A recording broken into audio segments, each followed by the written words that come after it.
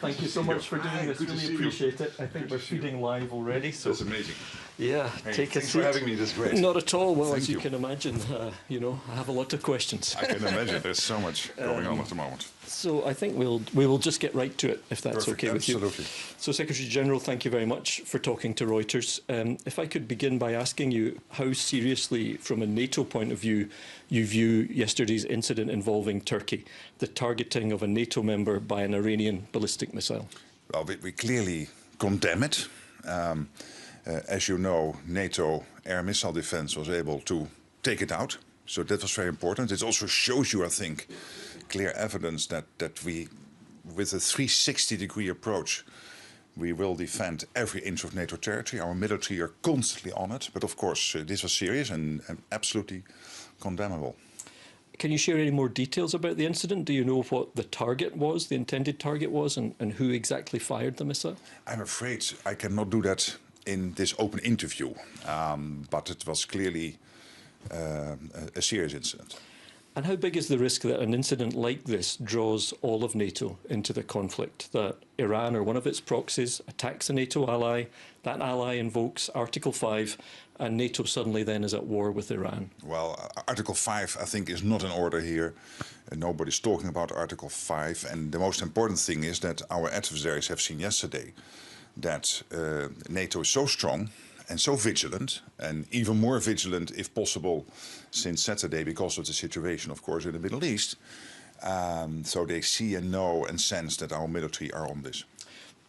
But just to follow up on that question of the risk that this conflict poses, you've obviously praised President Trump. You think that what he's doing is correct, he and the Israelis. But by the same token, it is a major conflict on NATO's doorstep. What risks does it pose for the alliance, and what steps are you taking to mitigate those? But let's also think about the risks if the president would not have done this. We know that Iran was close to getting his hands on a nuclear capability, a missile capability, which would be a threat not only to the Middle East and of course to Israel, and potentially it would be life-threatening to Israel, but also a threat to Europe. I've seen in my own country where members of the Iranian diaspora were constantly under threat from the regime in Tehran. So in that sense, I think, and I see this widespread in Europe and with allies, that we support the president in taking out that capability, as the Americans were able to do, and they're working on that, as we know. But of course, there are always downsides in the sense that you have to be sure that you defend every inch of NATO territory, as we are doing. Do you have a clear idea of the US and Israel's desired end state here? Because obviously we've seen with other conflicts in the region, they resulted in instability that posed security risks for Europe. So do you have a clear idea of the end state here, and how sure can you be that it won't pose new security risks for Europe? Well, obviously we are in the early stages of this campaign. We are now day 4, day 5 since last Saturday, and it will be difficult to assess exactly how this will end in the coming weeks. But I think there is widespread acknowledgement and agreement that at least we have to be sure that going forward, Iran, this republic, is not able again to pose death threat to its neighbors, to Israel, the Middle East, to Europe, but also through its terrorist activities, exporting chaos, exporting terrorism, basically to the whole world, and particularly again to, of course, the free world, the Western world, and to the Middle East. So that's the minimum I think we all agree upon.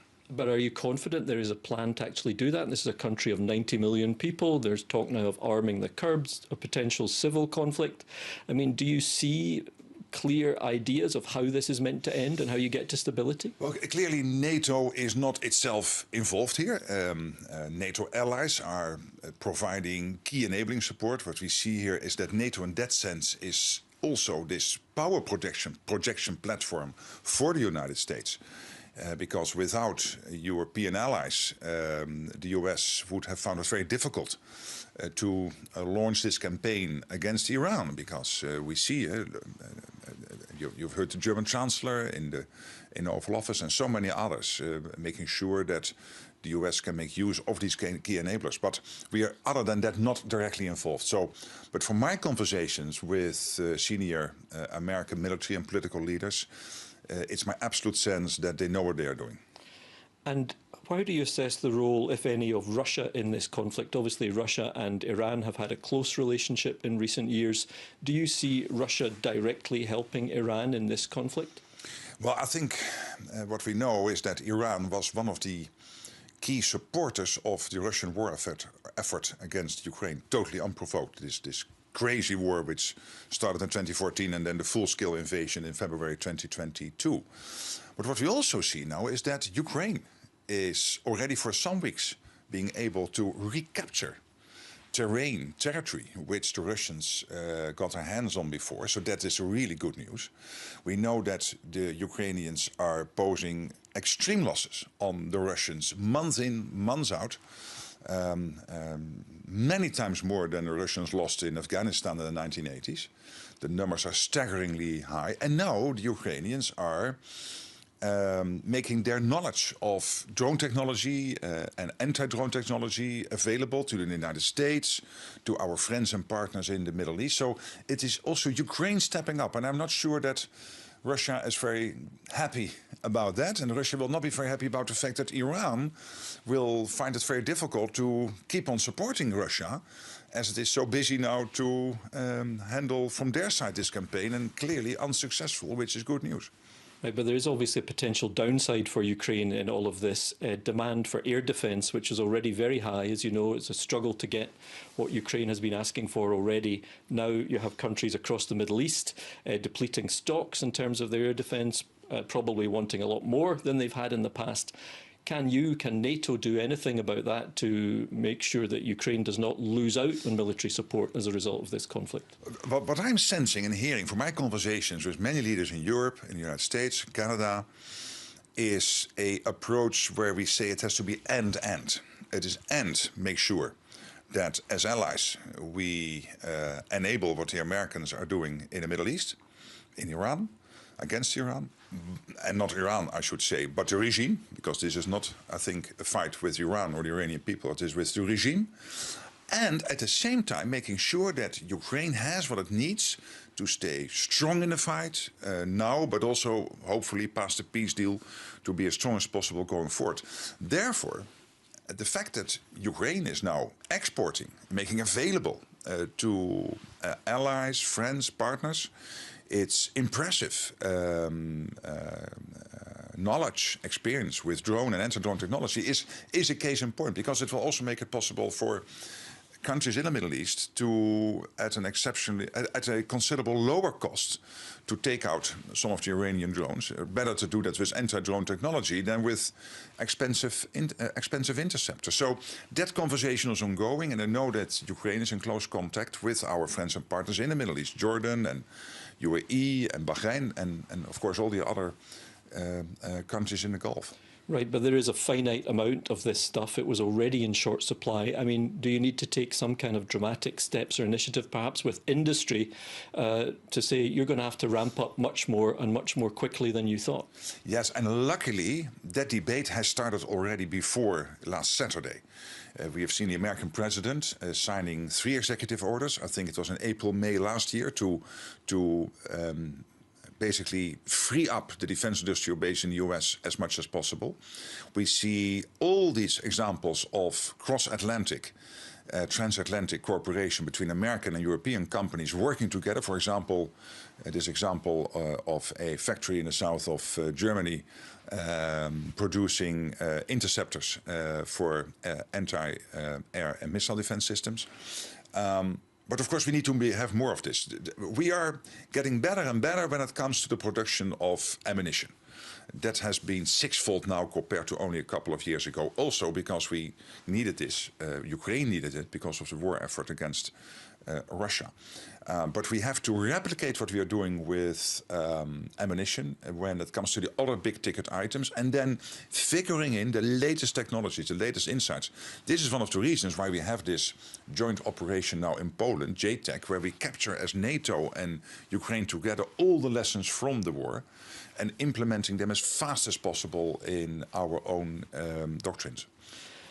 We don't have a huge amount of time, so I want to cover a couple of other topics as well. I wanted to ask for your response to President Macron's speech on nuclear deterrence this week. What did you make of it? Yes, I spoke with him on Sunday on the phone, and so before the speech, I said that I really welcome what he is doing here.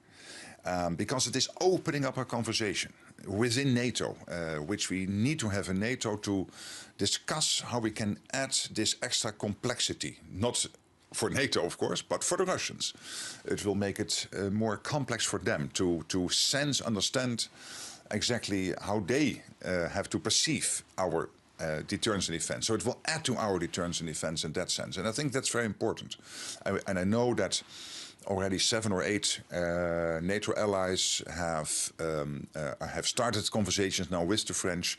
We will continue to do that also as NATO. So I really welcome this. It is leveraging more what France is doing.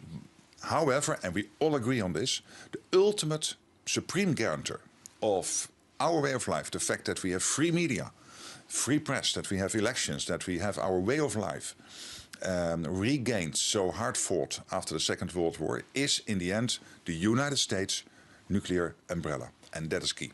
But doesn't this risk a confusion there in terms of who is expected to do what in the most grave circumstance possible, nuclear warfare? Does this not muddy the waters in terms of who's really responsible for protecting Europe here? I don't think so. No, I'm absolutely not afraid of that, because we know France already has a nuclear capability. The Brits have a nuclear capability. We have the United States as an ultimate guarantor. It's massive nuclear capability. And of course, in NATO, what we are good at is command and control, making sure that whenever somebody will be so crazy to attack us, as long as possible, of course, keep it conventional, but if necessary, also to make use of our nuclear capability. But as you know, one of the reasons this initiative has been taken up and has been welcomed by others is also because there is nervousness about the United States, about its commitment to European defence. I know you said repeatedly they're committed to Article 5, but President Trump has said that what governs his decisions on use of force is his sense of morality. So how confident can Europeans be that they're still covered by that US nuclear umbrella and will continue to be for years to come?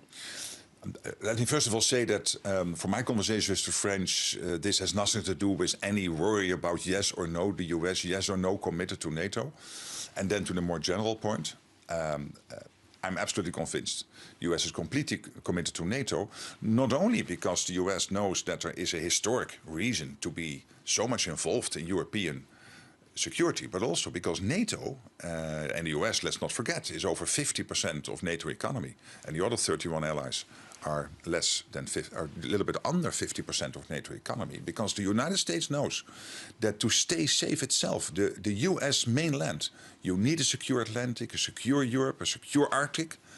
That's what we collectively work on, and this campaign in Iran is evidence of this, because it provides this platform of power projection by the United States, making therefore not NATO being involved in the campaign, but enabling NATO allies what the US is doing. So for all these reasons, in all my conversations with the Pentagon, State, with the White House, there is total commitment. There was one big irritant, not paying enough.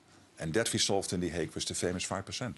I wanted to ask about your approach to President Trump, because you have faced criticism for it. I mean, you've praised him for this attack on Iran, even though some NATO national leaders have made clear they oppose it. A Harvard professor in Foreign Policy magazine accused you of going to enormous lengths to appease and flatter Trump and said you were making a big mistake. Even the French foreign minister has publicly criticised you. How do you respond to such criticism? Do you feel you need to tone it down a bit? Well, I hear the criticism, obviously. I'm not deaf.